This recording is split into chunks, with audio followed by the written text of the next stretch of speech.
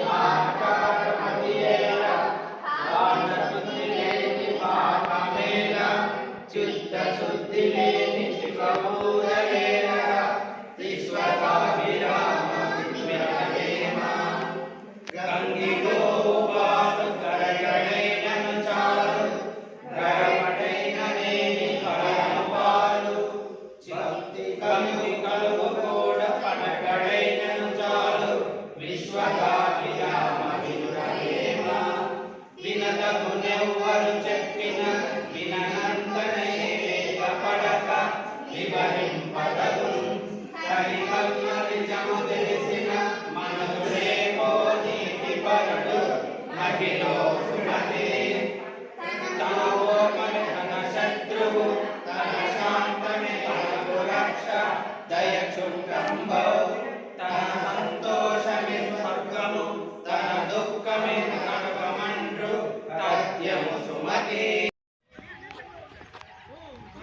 తిమ్మరాజు అంటే 52 ఇది ఉండేదే ఇది ఉండేది ఇంకా పాయ ఇబ్బంది అయిందమ్మా వీధిలో సార్ ఇంతకుముందు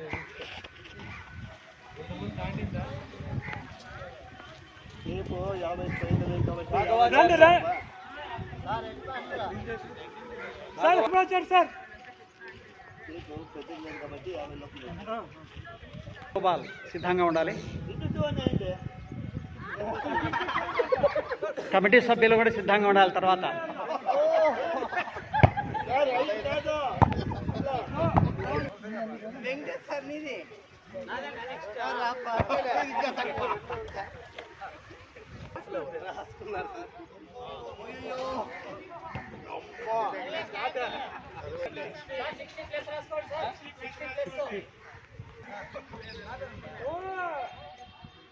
ముగ్గురు ఉన్నారా అందరూ ఉన్నారు మీ ఫ్రెండ్ ఉన్నారా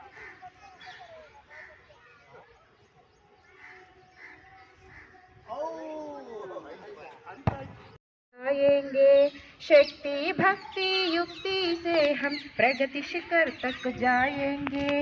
अपनी भारत माता को हम जग शिरोमणि बनाएंगे। अपनी भारत माता को हम जग शिरोमणि बनाएंगे। राष्ट्र धर्म कर्तव्य मार्ग पर निष्दिन बढ़ते जाएंगे। राष्ट्र ఓకేనా? 1 ఉండప్పా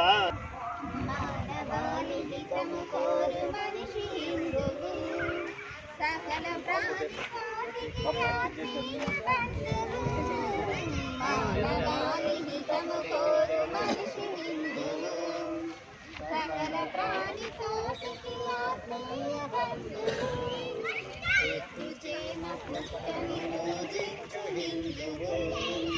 మట్టిని తన తల్లిగా భావించు సాటి మనిషిలో ధర్మమే తన ఊపిరిగా బ్రతుకు మానవాళి హితము కోరు మనిషి హిందువు. ఈరోజు ఈ సాయంకాలం సంధ్యా సమయంలో ఈ కార్యక్రమం సమారోహ కార్యక్రమం హాజరైన మన జిల్లా ప్రబంధ కార్యసభ్యులు సుధాకర్ గారు, సంకల్ప ప్రముఖ శ్రీ బద్నారాయణ గారు, హై స్కూల్ మాడసిర పాఠశాల కార్యదర్శి హనుమంత్ రెడ్డి గారు, ప్రాథమిక పాఠశాల కమిటీ కార్యదర్శి శ్రీ బయ్యన్న గారు, ఈ కార్యక్రమానికి ఇచ్చేసిన మిగిలిన పాఠశాల ఉపాధ్యాయులు, ప్రధానాచార్యులందరూ కూడా స్వాగతం సుస్వాగతం. ఈరోజు ఒక ఆట విడుపు అనేది ఉండాలి. యాంత్రిక జీవనం అనేది రోజు జరుగుతుంటుంది కాబట్టి ఆట విడుపుతో మనమంతా కలిసి జిల్లా అంతా ఒకే చోట అనుకున్నాము, కానీ ఎక్కువ మంది అవుతారు, దూరం అవుతుందని అభిప్రాయంతో హిందూపురంలో 55 మంది వచ్చారు. ఈరోజు మనం ఇక్కడ ఈరోజు 42 మంది కమిటీ సభ్యులు వచ్చి 33 మంది ఆచార్యులు, 9 మంది ప్రబంధ కార్యసభ్యులు, 3 పాఠశాల నుంచి కూడా అందరూ ఎంతో ఉత్సాహంగా పాల్గొన్నారు. అందరూ కూడా ఈ 3 రోజులు అందరూ ఈ 3 రోజులకి అందరూ తయారైంది సమయం. అందరూ కూడా క్విజ్లో కానీ, ఆటల్లో కానీ, పాటల పోటీలో అన్నిట్లో కూడా చాలా ఉత్సాహంగా పాల్గొన్నారు. ఇదే ఉత్సాహం మీరంతా కూడా సంవత్సరం అంతా కూడా మీరు చేసి పిల్లలకు చదువుతో పాటు విజ్ఞానం వినోదం కూడా పంచాలని కోరుతూ నేను సెలవు తీసుకుంటాను.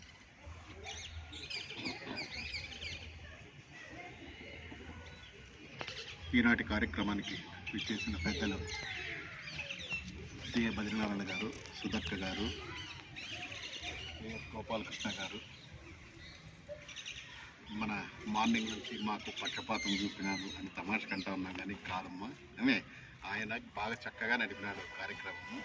బయ్యన్న గారు అందరికీ కూడా నా హృదయపూర్వక నమస్కారాలు. అదేవిధంగా ఉదయం నుంచి 3 పాఠశాలల నుంచి అమరాపురం, లగజిర ప్రాథమిక, ఉన్నత నుంచి కూడా ఆల్మోస్ట్ 100% అటెండ్ అయినారు అనుకుంటా ఉన్నాను. మన ఆచార్యులందరూ కూడా నా హృదయపూర్వక నమస్కారాలు. అయితే మీ అమరాపురం కమిటీ వాళ్ళు కూడా ఒకరో ఇద్దరు వచ్చినట్టే సంతోషంగా ఉండేది, ఇంకా బాగా అంటే కొంచెం బాగా ఎంజాయ్ చేసేవాళ్ళు. వాళ్ళకి ఇంకా కొంచెం ఇప్పుడు మా లెక్కలో అందరికంటే పెద్ద బిజినెస్ మ్యాగ్నెట్ మన గోపాలకృష్ణ గారే. అయినా ఆయనకి సమావేశాలు ఉన్నాయంటే మాత్రం అన్నీ వదిలిపెట్టి వస్తాడు.